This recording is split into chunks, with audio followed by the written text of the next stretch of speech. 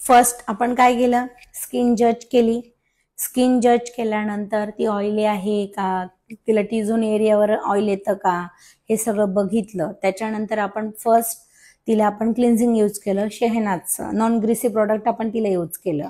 त्याच्यानंतर आपण greasy product घेतलं, जे आपण अनबॅलन्स केलं होतं, मग ते आपण बॅलन्स करून घेतलं. ग्रीसी प्रोडक्ट घेऊन घेतलं. ग्रीसी प्रोडक्टने आपण काय केलं तर तिला परत 3 मिनिटं आपण तिला पूर्ण तिची डस्ट बाहेर काढून घेतली. ते केल्यानंतर मी आता तिला स्टीम देते. का की मला जे हे ऍक्ने आहे हे पूर्ण तिचे घालवायचे.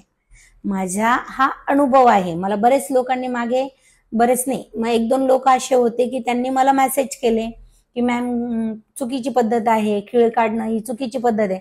अहो मी 22 वर्षापासून काम करते, 22 वर्षापासून ही प्रोसेस राबवते, मी खीळ काढते. माझ्याकडे लोकांना 110% रिझल्ट मिळतोय, म्हणून एवढ्या ताकदने माझ्याकडे फेशियल होत आहे. मी कोणाला चुकीचं ठरवत नाही, म्हणून मला कोणीही चुकीचं ठरवावं ही माझी अपेक्षा नाहीये. तर ज्याला आवडलं त्यांनी बघावं, ज्याला नाही आवडलं त्याने साईडला होऊन जावं. कोणीही चुकीचे कमेंट करू नये, कारण मी चुकीचं गायडन्स कोणालाही करत नाहीये. मी प्रत्येकाला प्रॉपर सगळं नॉलेज देण्याचा प्रयत्न करते आणि खरं देण्याचा प्रयत्न करते. त्याच्यामुळे कोणीही चुकीचे मेसेज या अकाउंटला बिलकुल करू नये आणि कोणीही चुकीचे मेसेज करून दुसऱ्यांच्या मनात काहीही घालू नये. का की मी हे काम सतत करत येते, म्हणून क्लायंट माझ्याकडे खूप ताकदने येतंय. मी रिझल्ट देते, रिझल्ट मॅटर करतो. या गोष्टी लक्षात घ्यायच्या आहे आणि शिकायचं असेल तर बघायचंय, नसेल शिकायचं तर पुढे जायचंय.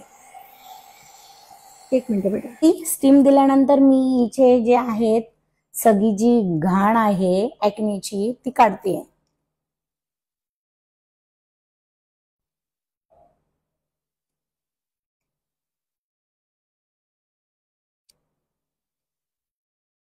हे बघा, हे जवळ तुम्ही काढणार नाही हे मी मागे पण बोलली होती.